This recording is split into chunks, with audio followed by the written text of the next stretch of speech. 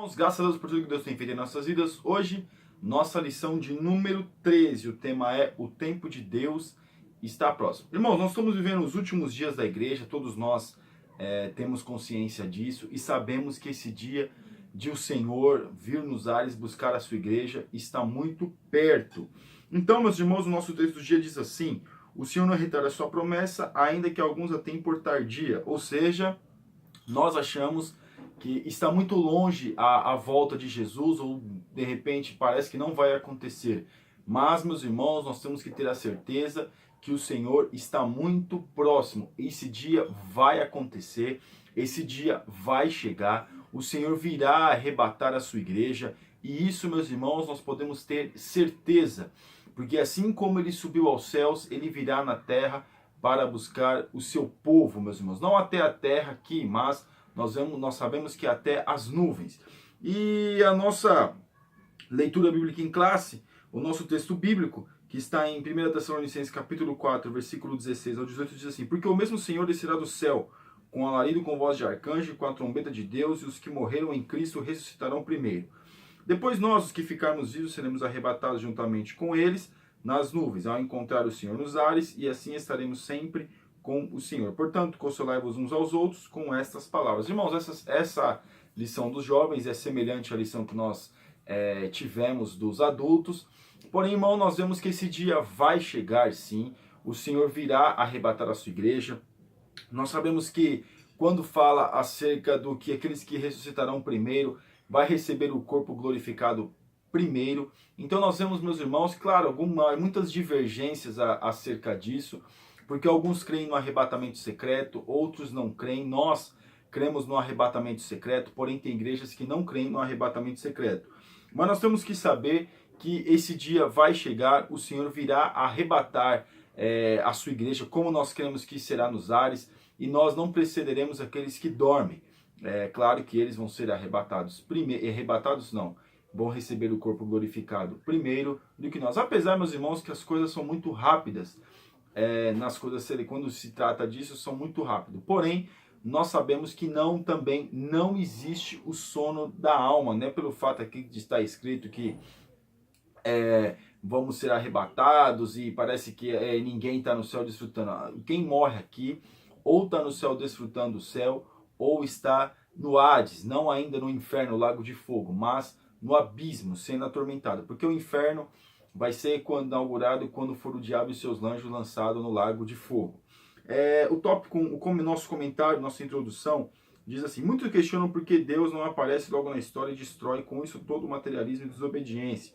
A resposta que os apologistas dão é que assim como o diretor de uma peça teatral aparece depois do último ato, quando as cortinas se fecham, assim Deus somente mostrará sua face ao mundo quando o espetáculo da vida chegar ao fim. Nós questionamos porque as coisas estão difíceis, o pecado está crescendo cada vez mais em nosso meio, as coisas estão ficando cada vez, aparentemente, e está ficando mesmo, mais difíceis. Porém, meus irmãos, nós temos que ter uma certeza: ainda o mundo não atingiu a medida da iniquidade. Nós vemos que lá no passado, muitos questionavam por que no passado, na Bíblia, por que Deus não destrói essas cidades, né? Que no caso era o povo no deserto, por que Deus não tinha destruído aquelas cidades logo? Porque ainda não tinha chegado o limite da iniquidade, não tinha enchido, né, o limite da iniquidade. Então nós estamos vivendo, tudo tem uma tolerância, o Senhor tem a tolerância também, a palavra de Deus tem que chegar a muitos povos. E o nosso tópico 1, a volta súbita de Jesus Cristo, uma verdade essencial. Diante de um mundo pós-moderno afetado pelo liberalismo teológico, não é incomum encontrar interpretações equivocadas sobre a segunda vinda de Jesus, como acontecia no século I. Nós vemos que tem muitas questões aí. Alguns falam uma coisa, outros falam outra. Alguns também dizem que não vai nem acontecer. Algumas, como nós falamos, algumas linhas teológicas defendem que a igreja vai ficar na grande tribulação, vai passar pela grande tribulação. Nós não cremos que a igreja não vai viver a grande tribulação, já que a igreja será arrebatada. Porém, alguns acreditam que sim. Então, meus irmãos, também aqui no 2, o tempo se abrevia. A vinda do tempo de Deus para esta geração não tarda. As profecias bíblicas indicam que ele certamente virá e não tardará. Paulo, pelo Espírito, disse que o tempo se abrevia. A mesma ideia é trazida por Jesus em relação ao tempo do fim. Essa é uma grande esperança para os cristãos, que o Senhor retorne logo para buscar sua noiva, pois este mundo está indo de mal a pior.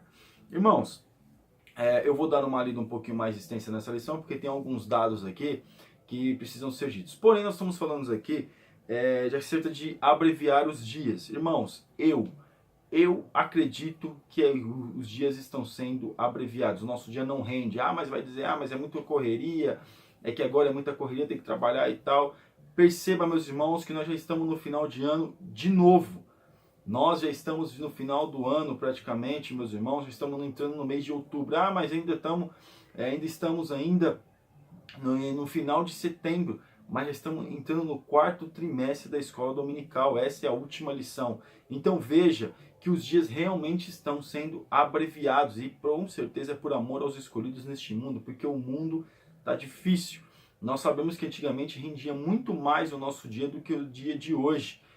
Como nós falamos, alguns vão dizer que a correria vai dar esse ou aquele motivo, porém nós sabemos que realmente os dias estão sendo abreviados.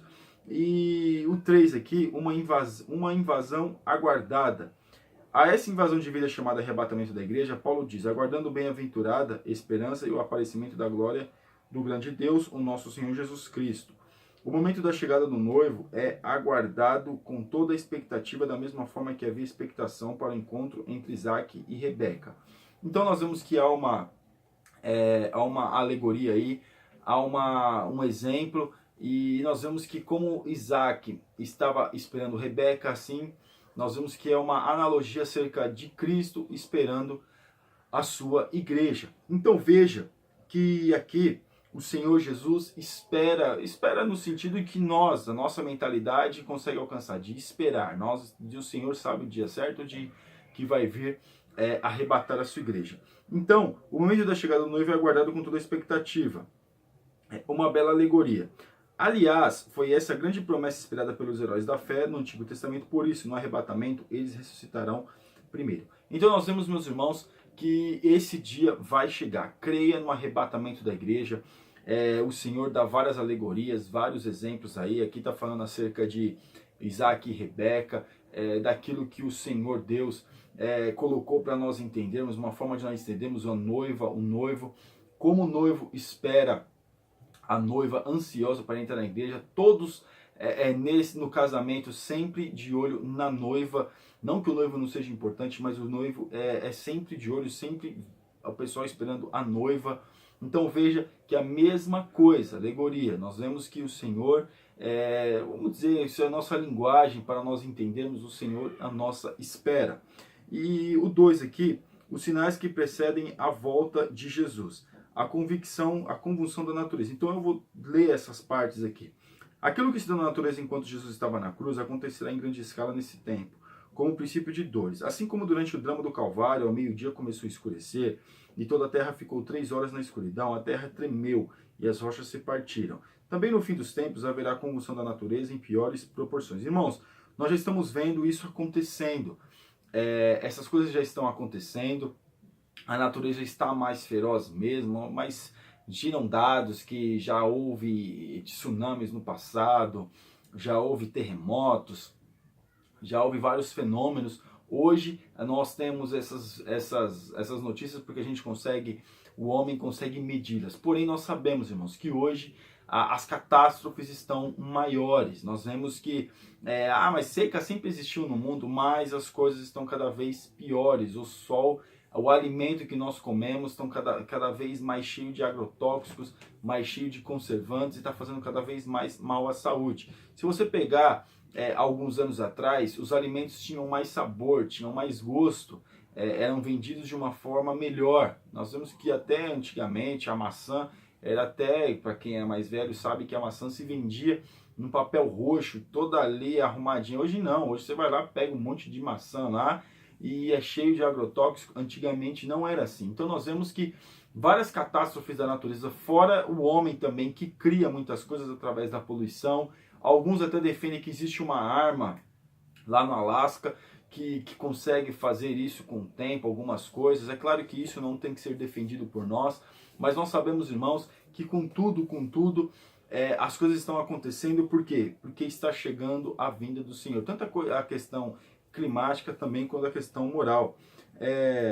Então, Jesus falou sobre isso no sermão profético, alertando que antes da sua vinda sobreviriam fomes, pestes e terremotos em vários lugares. Então, nós vemos que a fome, nunca eles conseguiram, vamos dizer assim, acabar com a fome. A fome existe e parece, meus irmãos, alguns dão dados que está crescente no mundo, não está diminuindo, no mundo está crescente, principalmente nos países da África, os países mais pobres como o Haiti e outros países. Nós vemos os países da África e o Haiti aqui, aqui na nossa parte aqui, no nosso continente, não no nosso continente, mas entre aqui onde nós vivemos aqui, nós vemos que há essa questão da fome. Países pequenos, países que não são desenvolvidos, existe muita fome. E engraçado é que nesses países o índice de suicídio é zero, enquanto em outros países maiores que as pessoas têm tudo, as pessoas se suicidam mais.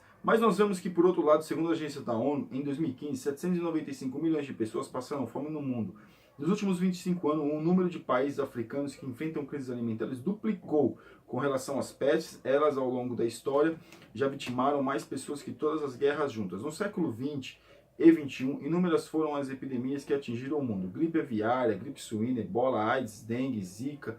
E os cientistas avisam que as próximas epidemias podem ser como supervírus. O mundo está sendo preparado para o início do grande dia do Senhor. Estes são os princípios de dores. Irmãos, nós sabemos que ninguém é bobo.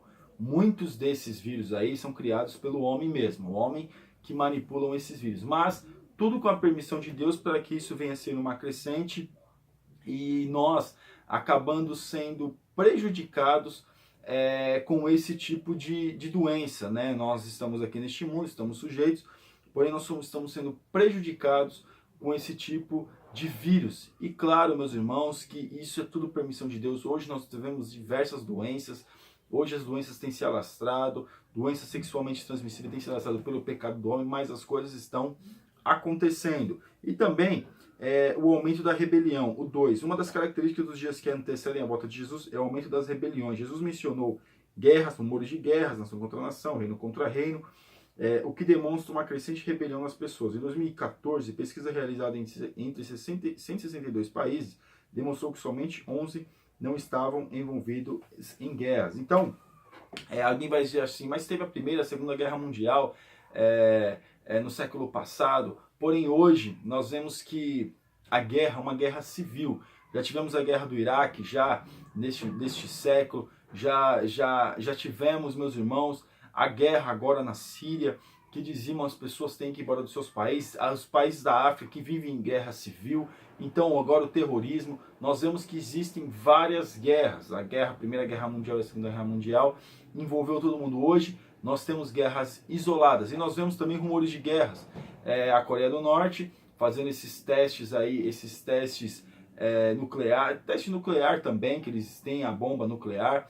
Então eles também estão fazendo vários testes militares aí, e isso preocupa o mundo. Por quê? Porque pode estourar uma guerra. Claro, alguém vai dizer, mas a Coreia do Norte está sozinha? Ela não está sozinha, tem outros países que estão aliadas com ela. Não alinhado no sentido, porque vão contra os Estados Unidos, tudo é contra os Estados Unidos, alguns países são contra os Estados Unidos e se aliam àqueles que são, vamos dizer assim, adversário dos Estados Unidos. Então, nós vemos que há rumores de guerra sim nos nossos dias, haverá sim uma terceira guerra mundial, nós vemos que pela palavra de Deus haverá, e também a Bíblia também menciona que essa rebelião alcançaria as pessoas individualmente, pois esse tempo trabalhoso seria marcado pela apostasia da fé, bem como pelo egoísmo, traições, desobediência aos países, etc. Porventura, não é isso que se vê cotidianamente? Então, essas coisas nós estamos vendo no nosso dia a dia.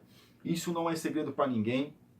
Isso está acontecendo, o homem está mais egoísta, o homem não está mais sendo fiel, tanto ao seu cônjuge, como aos seus amigos, com a sua sociedade. Nós vemos que cada um, principalmente no Brasil, que nós temos a cultura que cada um por si, nós vemos que tem países, meus irmãos, até quando acontece uma catástrofe, as pessoas entram na casa uma das outras para poder saquear, já está pior e fica cada vez mais difícil. Mas nós vemos que hoje foram inventadas novas formas de pecar que não existiam no passado. O homem se tornou, em regra, menos sensível e mais perverso. A violência familiar e social cresceu de maneira vertiginosa e é o fim dos tempos. Então o homem tem várias possibilidades de pecado, com a internet é muito bom, você tem acesso a coisas boas, porém, meus irmãos, tem acesso a muitas coisas terríveis. Nós vemos que a internet também proporciona, as pessoas têm mais acesso a coisas terríveis, né? Principalmente ao pecado sexual. Hoje se tem a internet, tem pessoas que infelizmente estão vidradas nessa questão da internet, homens de Deus que infelizmente estão sendo disciplinados, ou aqueles que não disciplinados precisam ser cuidados, precisam confessar o seu pecado para que venha a ser tratado. Então nós vemos que essas coisas estão acontecendo. A internet, como nós já falamos, é bom, você tem acesso a documentos. Documentos que nós falamos é quando a pessoa quer fazer uma pesquisa, não precisa ter a biblioteca, praticidade, antigamente era no computador, agora pelo celular, onde você está, você tendo acesso à internet ali, você consegue acessar muitas coisas, documentários, várias coisas, a internet te proporciona, mas também te proporciona as coisas ruins. Então o homem hoje tem diversas formas para pecar. O homem hoje, a infidelidade conjugal chegou no Facebook, e agora tem pessoas que infelizmente nunca tinha pensado nisso, agora aderem ao Facebook, tem o Facebook, vida no Facebook, daqui a pouco ou está traindo seu esposo, ou a esposa está traindo o esposo, ou o esposo está traindo a esposa, infidelidade conjugal, a destruição da família. Mas você vai dizer, mas a culpa é do Facebook? Tem pessoas que não podem ter essas coisas, que ficam vidradas, infelizmente, isso tem sido uma ferramenta do inimigo, além de evangelizar as outras pessoas, como alguns usam, outros também têm usado, o inimigo tem usado essa ferramenta para acabar com a vida de outros. Mas, o 3, tensões generalizadas. Nesta época, o conflito cósmico alcançou uma tensão nunca vista antes, porque o diabo desceu a voz e tem grande ira, sabendo que já tem pouco tempo. Por tal razão, Jesus previu o aumento da atividade diabólica com o aparecimento de falsos cristos, falsos profetas e perseguições aos crentes.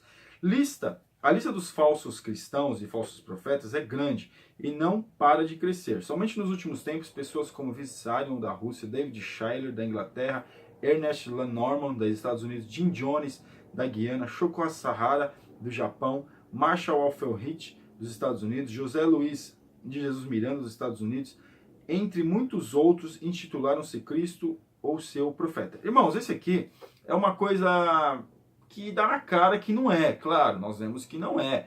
Porém, o perigoso não é esse que se demonstram. Claro, eles sempre levam algumas pessoas, mas é aqueles que são enrustidos, que estão ensinando o povo errado, que se pregam o evangelho de uma forma errada, que proclamam o evangelho de uma forma para ficar rico, para ficar bem visto. Isso é o perigo. Então nós vemos que hoje o crescimento dos falsos profetas e falsos cristos tem crescido muito grande, tem sinto muito grande o crescimento disso.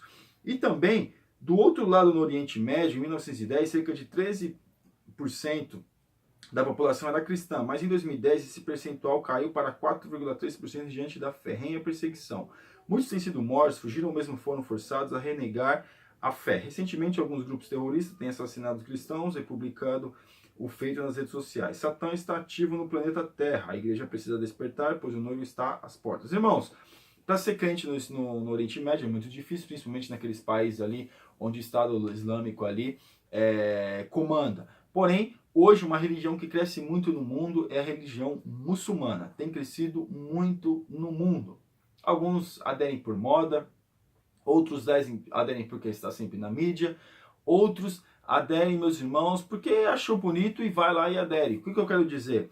É que esse tipo de religião tem crescido. E claro, a diminuição no Oriente Médio acerca do cristianismo tem caído. E também a perseguição a essas pessoas, se mata as pessoas, se coloca a pessoa em praça pública. É que a mídia não fala, mas coisas terríveis têm acontecido com os cristãos nesses lugares. Na Síria se matou muita gente, agora recentemente aí os atentados que fizeram até mesmo na Turquia, onde é um país cristão, muçulmano, tem uma parte muçulmana, mas a maioria é cristão. E vai dizer, mas também a igreja católica é cristã. Quando fala cristão, meus irmãos, às vezes, também engloba até a igreja católica. Mas nós vemos que isso tem acontecido e tem diminuído aqui, quando fala, esse cristão aqui são cristãos mesmos, de servos de Deus, que eu falo servos de Deus que aderem ao Senhor, né? Aderem ao Evangelho, melhor.